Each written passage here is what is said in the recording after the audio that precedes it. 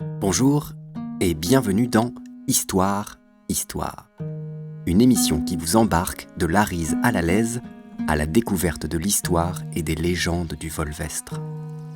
Entre l'histoire attestée, la certifiée qu'on trouve dans les livres savants, et les histoires que l'on raconte les nuits d'hiver quand les pierres fendent leurs secrets, je vous invite à une balade contée, bonne à bouleverser nos savoirs et à enchanter nos regards. Histoire, un podcast proposé et soutenu par l'Office du tourisme et la communauté de communes du Volvestre.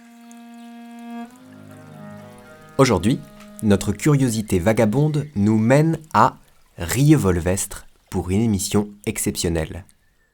Exceptionnelle parce que figurez-vous que sur le chemin, j'ai rencontré 3 compères bien du cru pour m'accompagner. Les musiciens du trio Rogue, avec Tom Grimaud au piano, Antonin Pommel au saxophone ténor et soprano et Paul Lamarque au saxophone baryton.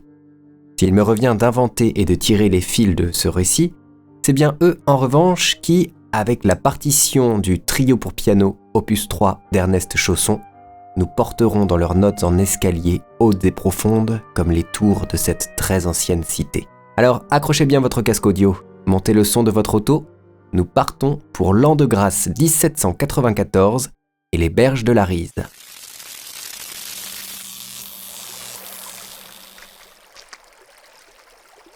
Oh zut, c'est pas précis. Nous avons atterri à l'endroit où l'Arise se jette dans la Garonne, pas loin de Carbonne. Bon, il va falloir marcher. On va remonter l'Arise. Arise qui veut dire ruisseau d'ailleurs dans la langue ibérique. On va remonter l'Arise et on tombera forcément sur Rieux. Rieux qui veut dire ruisseau d'ailleurs dans la vieille langue latine. Et oui, avec toutes ces rivières, on dirait bien comme le général MacMahon en 1875 pendant la crue de Toulouse. Que d'eau, que d'eau! Mais tout de même, comme elle est belle l'Arise à l'automne, les frênes, les ormes, les chênes ont tiré leurs roues comme un manteau de feu. La rivière chante des pluies abondantes et le martin-pêcheur trace son trait bleu d'une rive à l'autre, sous nos regards ravis de Rivois. Les Rivois, ce sont les habitants de Rieux. Attention! On tire des flèches par ici, baissez-vous! Mais c'est qu'ils sont dangereux dans le coin! Et quelqu'un tire à l'arc sur le banc de sable, là, sur la berge, au pied de la cathédrale de la Nativité de Marie, sous le vieux pont de la Jousse. C'est sans doute un archer qui s'entraîne en cachette pour le tir du papogaille. Comment? Le papogaille? Vous ne connaissez pas? Je vous explique. Le papogaille, c'est une tradition médiévale rare qui court depuis 1585 à Rieux et qui se fête encore aujourd'hui tous les premiers dimanches de mai. L'histoire du papogaille est aussi belle que sanglante et elle nous ramène bien en arrière, à la bataille de Crécy en 1346. C'est à ce moment-là que la cavalerie française a été décimée par les archers anglais d'Édouard III. Le roi de l'époque, Philippe VI de Valois, bien décidé à tirer les leçons d'une telle défaite, ordonna alors de développer les jeux d'adresse et les concours de tir afin d'inciter les populations à un meilleur maniement de l'arc et de l'arbalète. Rieux ne fut pas exempte d'un tel engouement. Et c'est dans ce contexte qu'est né le concours du papogaille. Vous allez me dire, mais papogaille, ça veut dire quoi? Dans la langue médiévale, papogaille signifie perroquet. Et tout l'art du concours qui se pratique à Rieux consiste justement à faire tomber à coups de flèche ce fameux perroquet en bois placé au haut d'un mât de 40 mètres, soit un immeuble de 12 étages. Gare aux flèches perdues. Il faut imaginer tout de même une quarantaine d'archers visant l'oiseau. Pour les plus jeunes, un mât de 20 mètres de haut est positionné. Ce jour-là, même les dindes de Noël sont mieux loties que le perroquet piqué à son poteau. Et l'on comprend pourquoi tant de preux s'y essayent. Pensez donc. Celui qui d'un trait fait choir l'oiseau devient pour une année rey de la cité, le concours étant uniquement masculin. Le prix à gagner, ce ne sont pas les vacances au fort de Brégançon du président de la République, mais le droit de défiler une flèche à la main sous les hommages des chevaliers, les compliments des dames, le salut de l'évêque, jusqu'à un promontoire où l'attendent un connétable, qui est le chef des armées, rappelons-le, un trésorier et un huissier allant accorder à l'heureux Torgal garonnais, accrochez-vous, une exonération d'impôts pour 1 an, une exemption de guet et parfois même le droit d'importer et de vendre une certaine quantité de vin. Pas mal, non? Revers de la médaille, Le rey de l'année précédente se doit de payer un fifre, un tambourin, un jambon, 2 flacons de vin et les petites victuailles du concours de l'année suivante, tout en conviant le beau monde rivois à sa demeure pour un bal aux chandelles.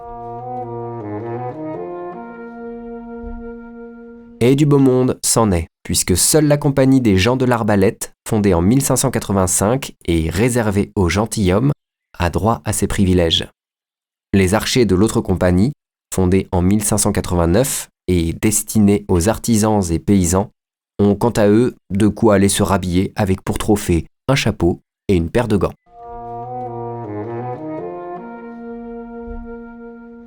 Bon, de nos jours, la Révolution française est passée par là et on met tout le monde dans le même papogaille. D'ailleurs, les membres des archers du papogaille se reconnaissent aux macarons qu'ils collent sur leur voiture ou leurs plaques minéralogiques. Alors, ouvrez l'œil. Attention! Une autre flèche, dans le mille cette fois-ci. Vous avez vu? Sacré archer! Ah, il est pas vieux en plus, hein? Un gamin, il doit avoir quoi? 12 ans, tout maigrelet comme ça, non? Alba! Attends un peu que je t'attrape, anguille rétive! Je t'avais pourtant interdit de toucher à mon arc! Alba! Viens par ici! Cette fois, c'est la raclée. Tu vas finir dans les geôles de la Tourasse, c'est moi qui te le dis! Alba! Tu viens par ici! Alba! Ah tiens, notre archer est une archère! Parlons-en, tiens, de la Tourasse. Cette fabuleuse bâtisse du XIIIe siècle encore debout aujourd'hui à Rieux et qu'on peut trouver dans la rue du Théâtre. On y reviendra d'ailleurs sur la rue du Théâtre. L'histoire de la Tourasse est singulière et composite. Elle nous ramène à la naissance de Rieux en l'an 955. C'est la date à laquelle l'évêque de Toulouse vend l'église primitive de Rieux à un certain Amélius. Plus tard, les héritiers d'Amélius feront donation de l'église et des terres à l'abbaye de Lézat-sur-Lèze, laquelle créera un village en paréage avec les puissantes familles des Tersac, co-seigneurs de Rieux, avec entre autres dans le désordre historique les Jansac, les Montaut, les Marquefave, Lévis, Binck ou Vaxis. Et ce sont justement les Tersac qui construisirent au XIIIe siècle cette Tourasse. En 1517, une fois la famille Tersac éteinte, le bâtiment fut vendu par les Marquefave à la communauté pour qu'il devienne hôtel de ville, et ce, jusqu'à la Révolution. Mais il n'était pas qu'hôtel de ville. Il servit aussi d'arsenal, de conservatoire des archives et surtout de prison avec, en 1560, son hôte le plus romanesque, Arnaud du Til, l'usurpateur du bien connu Martin Guerre. Je vous dois quelques explications. Après la mort de Richard III de Tersac, Rieux s'est vu rattaché à la couronne de France, acquérant au passage en 1272 le titre de jugerie royale. Et par là même, c'est en effet à Rieux que s'est déroulé le premier procès de l'affaire Martin Guerre qui eut lieu à Artigat et dans laquelle Arnaud du Til se serait fait passer des années durant pour Martin Guerre, l'époux de la fortunée Bertrande de Rolls. L'histoire, hautement romanesque, je l'ai dit, se retrouve d'ailleurs dans Les Deux Dianes d'Alexandre Dumas, ainsi que dans le film bien connu Le Retour de Martin Guerre de Daniel Vigne. Dans la version américaine Somersby, c'est par ailleurs Jodie Foster qui reprend le rôle de Nathalie Baye. Jodie Foster à Rieux, qui s'y serait attendu? Succès cinématographique pour les uns, mais pendaison pour Arnaud du Til. Bien avant que la Tourasse, en 1923, ne devienne, comme certains l'ont connu, un enchanteur théâtral italienne, puis un cinéma, où peut-être on vit Nathalie Baye et Jodie Foster.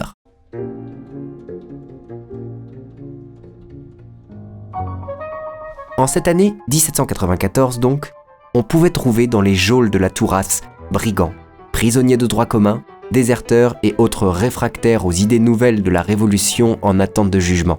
Les anneaux au mur et graffitis qui y demeurent en attestent encore. Il a été déclaré monument historique depuis, mais quand la Tourasse reprendra-t-elle vie? Tant que ce suspense demeure, revenons donc à notre Alba, autre prisonnière, mais de ses parents austères. Le jour a décliné pendant que je vous racontais tout ça, et en ces temps de trouble, il ne fait pas bon qu'un comité révolutionnaire nous arrête et nous pose des questions. Allons donc trouver refuge dans un petit perchoir prochain de la cathédrale. pendant qu'on monte la rue. Vous la voyez là? Tout au haut de la tour Valtan, à sa fenêtre, rue de l'Évêché? Cette ombre qui se découpe. Mais oui, c'est elle, c'est Alba.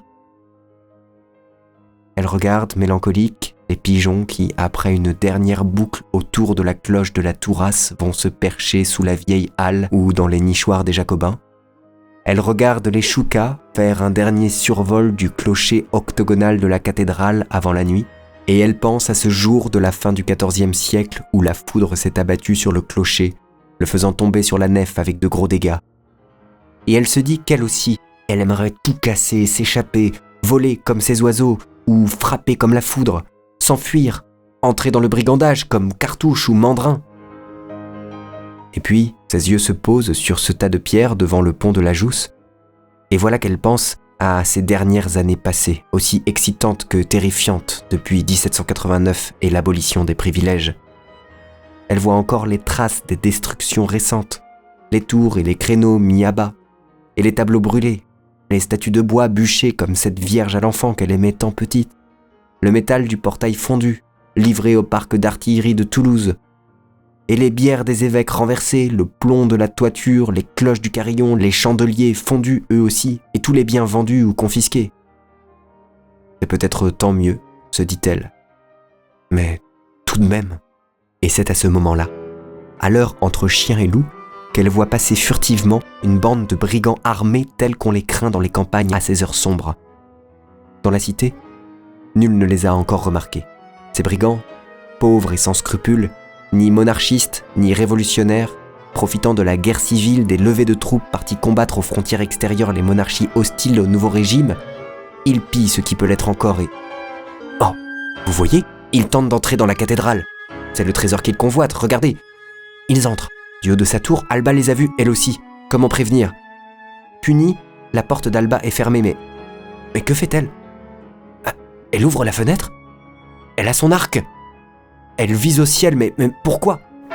Oh, du premier coup, elle vient de tirer dans la cloche de la Tourasse. Cette cloche encore en place, fondue en 1738 et sur laquelle il est écrit « Alexandre de Joanne de Saumery étant évêque de Rieux », avec le verset « Veillez et priez car vous ne connaissez ni le jour ni l'heure ». L'usage veut que cette cloche signale à la population la naissance d'un incendie, l'approche d'une troupe suspecte, un appel au rassemblement. Elle est maligne, notre Alba. Va-t-on l'entendre? Oh, dans le mille à nouveau. Et encore, et encore. Ah, cette fois des gens sortent. Ils sont curieux. Et son père qui revient. Père! Du haut de sa tour, elle lui jette son arc. Et regardez qui sort encore de la cathédrale. Les malandrins. Ils ont encore avec eux une étrange caissette. Vous savez ce que c'est? La chasse de Saint-Sizy. C'est dans cette caissette que sont conservées les reliques du protecteur de la ville depuis 1384, et d'un protecteur, on en a bien besoin. Il paraît que Saint-Sizy fut jadis un guerrier au service de Charlemagne venu combattre les Sarrasins et qui fut fait prisonnier non loin de Casères, puis martyr à Angonia, oui, l'actuelle Martre-Tolosane. Et ce martyr, on l'a assassiné à coups de marteau de guerre pour avoir refusé de renier sa foi. Ah, ça y est, l'alerte est donnée. De ce qui fut le palais épiscopal de 1317 à 1792, le diocèse de Rieux, capitale du Volvestre, du monde sort et s'affole. C'est la garnison. Elle prend en chasse les voleurs de Sainte-Sizy. Ah oui, quand même, c'est que révolutionnaire ou pas, on a ses convictions. Et nul ne saurait toucher à un cheveu d'un Rivois, encore moins à la dent de Sainte-Sizy, sertie dans son cylindre d'argent et préservée dans le coffret doré qu'ils emportent. Les voici qui prennent le vieux pont d'Aurillac pour filer plein sud. De sa fenêtre, c'est fini. Alba ne peut plus les voir. Nos brigands se mettent en selle, ils s'apprêtent à détaler. Ils avaient laissé leurs chevaux cachés derrière la chapelle Notre-Dame de Bonne-Garde. De Bonne-Garde, la bien nommée. Ah, mais ils sont trop loin pour être rattrapés. On crie, on court. Mais vous avez vu cette flèche? Elle a manqué de peu le cavalier. Il continue sa course. Ah mais...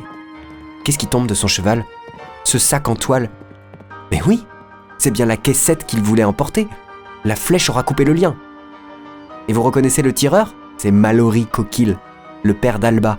Celui-là même qui fut nommé rey de la cité en mai dernier au Papogaille. Quelle famille, décidément. Mais rentrons. Avec la garde sur le qui-vive, il ne serait pas bon que l'on nous trouve et nous mette aussi au cachot de la Tourasse. Et je crains les septembriseurs de cette époque qui tuent encore dans les prisons royalistes, ecclésiastiques et tout ce qui ne leur revient pas. Alors, des voyageurs comme nous. En revenant sur nos pas, nous délaissons la Tourasse à gauche, puis redescendons secrètement la rue Saint-Sizy, passons devant la vieille halle, puis à droite la rue de l'Évêché, l'ancien palais épiscopal, la cathédrale fortifiée, et voilà que nous nous retrouvons sur le pont de l'Ajoux, les rives de la Rize où nous sommes arrivés. Qu'est-il devenu d'Alba dans cet an troublé, me direz-vous ? L'histoire ne le dit pas. Mais une légende originale raconte que des années durant, une flèche mystérieuse à la plume coque inconnue se retrouvait plantée dans le Papogaï au moment de chaque fête du tir. À chaque fois, un roi fut nommé, mais en cette année 1794, on se souvient également d'une reine qui avait sauvé le trésor de la ville. C'était Histoire, Histoire, un podcast proposé et soutenu par l'Office du tourisme et la communauté de communes du Volvestre. Écrit et réalisé par Gabriel Tamalet, en association avec la compagnie Présence Monde. Nous remercions le trio Rogue pour nous avoir accompagnés en musique dans ce voyage à travers temps. Nous remercions encore les comédiens de l'Atelier des Arts de Rieux pour ne pas avoir laissé sans voix la garnison face aux brigands. Pour plus de renseignements sur la tradition du Papogaï et sa légende gasconne, je vous invite à vous rendre sur le site de la Compagnie des Archers à l'adresse www.papogaï.fr. À bientôt sur les chemins du Volvestre.